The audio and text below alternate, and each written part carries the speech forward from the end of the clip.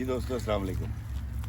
دوستو یہ ہماری بہن ہے نبیلہ, یہ عیسیٰ ہے میرا بیٹا, حمدان ہے نبیلہ بہن کا بیٹا, اور علی ہے میرا بیٹا. اور یہ جو پیچھے آپ دیکھ رہے ہیں میرے, یہ عبدالستاریدی صاحب کی آخری آرام گاہ ہے. ان بچوں کو یہاں لانے کا مقصد یہ تھا کہ میں اور نبیلہ بہن یا میری عمر کے جتنے لوگ ہیں وہ تو عیدی صاحب کے بارے میں سب کچھ جانتے ہیں کہ انہوں نے کیسے خدمت خلق کی, کس طرح سے انسانوں کی خدمت کی دن رات.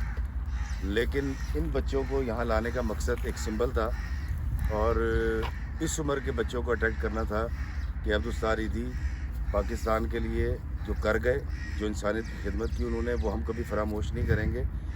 اور اس عمر کے عیسیٰ, حمدان اور علی کی عمر کے بچوں کو یہ میسیج دینا تھا کہ آپ اس طرح کی نیکی کے کاموں میں جو عیدی صاحب نے کیے بڑھ چڑھ کے حصہ لیں, اور کاش میرے بچے, آپ کے بچے یہ کہیں کہ ہم عبدالستاریدی بنیں گے.